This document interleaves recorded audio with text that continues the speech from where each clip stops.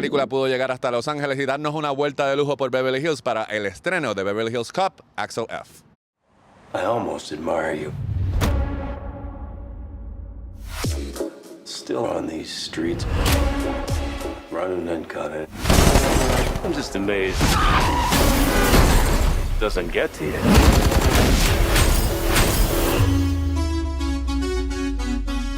All right, Juan Fernandez from the película in Puerto Rico. It is truly an honor to get to talk to you about the new Beverly Hills Cop. So I was just wondering, I mean, if you were just, when you were making the first one in '84, were you just building a career, just working, or where did it hit you that you sort of made a movie that sort of changed film history and made a permanent imprint on pop culture? Well, the movie, when it came out, I think it was 13, 14 weeks at #1 at the box office. Yeah. Things like that don't even happen now. So I knew that the movie was a hit, yeah. I knew it was a hit. And then when it went to, back then they used to have the video, get the video, Blockbuster Video, when it had a really huge life on video too. So I knew the impact that the movie had had. Yeah.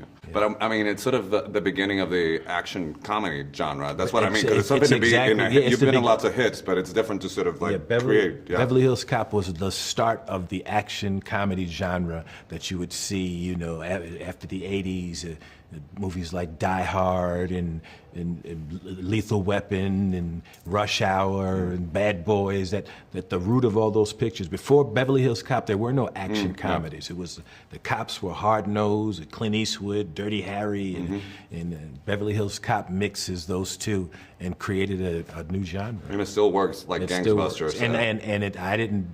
I was just you were just an there? actor. I was just an actor. Man. I'm an actor in the movie. Jerry Bruckheimer and Don Simpson, they produced these movies, and they created the action comedy. So I want your take on this, because obviously this one is very funny in its own right, and it pushes the character in new directions, but it also does homage to sort of classic scenes from the first one. So do you feel challenged, like with a Bronson, that's such a classic moment in the first one, did you feel challenged, like let's make this funnier, or is it nerve-wracking to sort of try to make it? I didn't feel challenged, and it was amazing how with Bronson and with John and Judge, how there's a chemistry, it just falls in. And I think it's because the movie is on all the time, and because all the people that are in this movie that people watch all the time on TV. So we all got together. It's like the movie's kind of still in the lexicon. Yeah. So it was no challenge at all. It was real. I was surprised how quick we started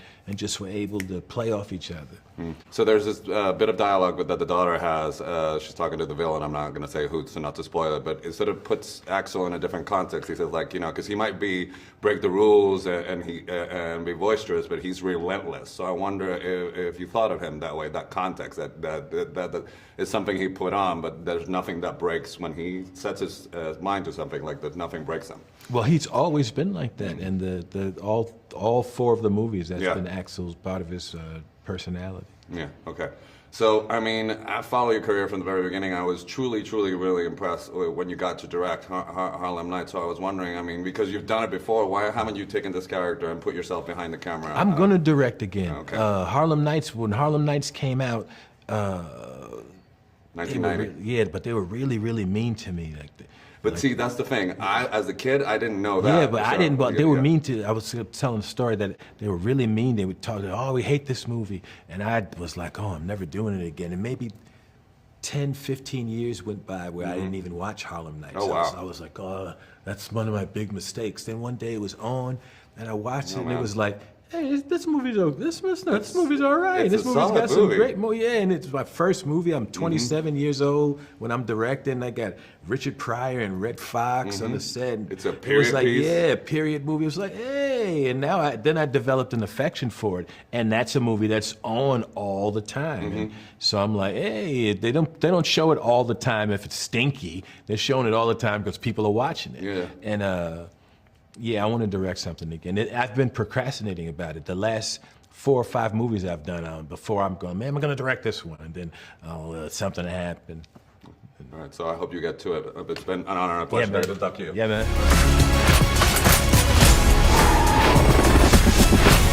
Axel.